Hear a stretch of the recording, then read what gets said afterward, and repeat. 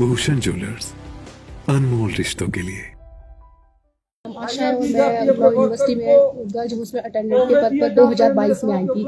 17 मार्च 2022 को हमारी ज्वाइनिंग हुई थी। पूरे हमारे साक्षात्कार हुए थे और पूरी प्रॉपर जो प्रोटोकॉल होती है, एक प्रक्रिया जो चलती है, उसके तहत हमें रखा गया था और हम 8 लोग आए थे इस प्रक्रिया में चयनित होकर।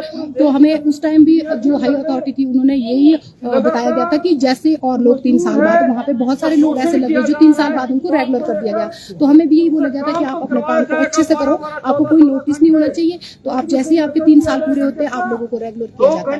तो हम जब हमें इसमें मतलब हम गर्ल्स हॉस्टल के अटेंडेंट के पद पर थे, तो हमें लड़कियों पे हॉस्टल ड्यूटी दी गई। हमें 12 घंटे की ड्यूटी दी गई, मतलब सुबह 7 बजे से रात के 7 बजे और रात के 7 बजे से सुबह के 7 बजे। तो हम लोग जैसे थोड़े दूर से थे, तो हमें रूम वहीं लेके रहना पड़ता था। तो हम लोग सुबह 7 बजे जाते थे।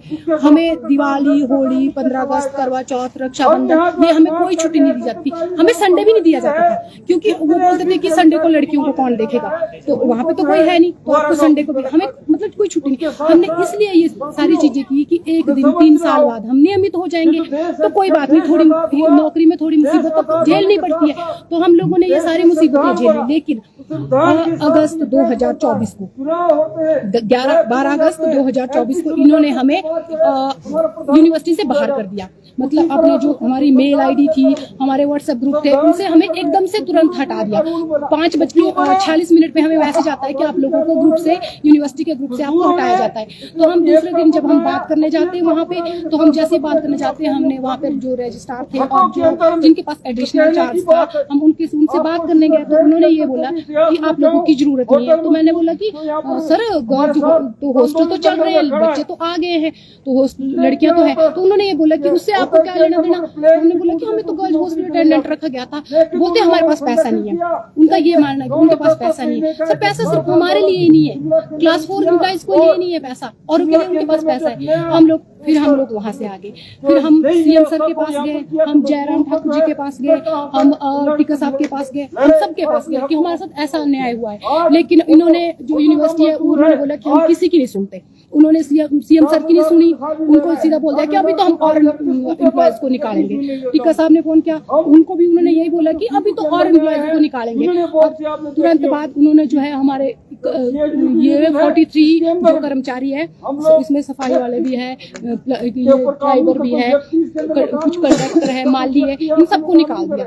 तो जब ये सब निकल गया तो इन्होंने सबने बोला कि अब हम क्या करें, हम कहाँ जाएं, हमें भी निकाल दिया। ना कोई नोटिस था, ना किसी के खिलाफ कोई नोटिस है, ना हमारे काम में कोई दिक्कत। और उसके तुरंत 10 दिन बाद जो इन्होंने नई पोस्टें निकाल दी।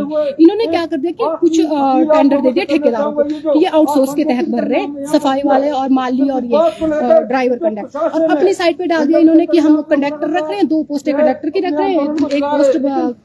आपकी भर्ती किसके तहत हुई थी, आउटसोर्स या? नहीं, हमारी डेली बेसिस पे, हम प्योर डेली बेसिस पे हैं हम लोग। तो और पूरे प्रोसेस के साथ सैंक्शन हमारे पास कागज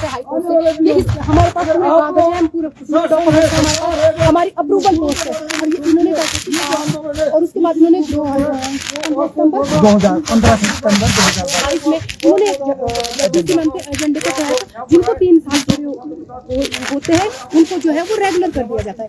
लेकिन इनको जैसे कुछ लोगों को रेगुलर नहीं किया गया, पार्शियलिटी की गई। अब जब हमारा 3 साल का, हमने बोला कि हमारा 3 साल का टाइम था, तो हमें इन्होंने बाहर निकाल दिया। मतलब वहाँ पे ये है कि कुछ चहेतों को रखा जाता है, कुछ को बाहर। अभी भी इन्होंने जो भर्तियां भरी है, मतलब ये 6 महीने के लिए कि हम 6 महीने ही रखेंगे, उसके बाद बाहर।